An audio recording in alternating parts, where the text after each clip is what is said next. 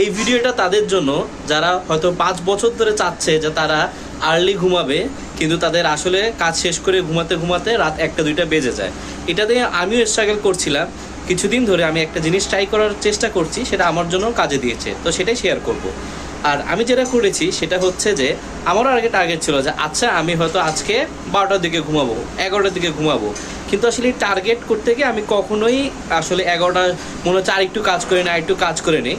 তো আমি রিসেন্টলি যেটা করেছি সেটা হচ্ছে আমি টার্গেট নিয়েছি, ঘুমের টার্গেট না, আমি টার্গেট নিয়েছি আমি বেডে কয়টার দিকে যাবো। আমার বিছনায় যাওয়ার টার্গেট থাকে যে আচ্ছা আমি হচ্ছে বিছনায় যাবো 11টার দিকে।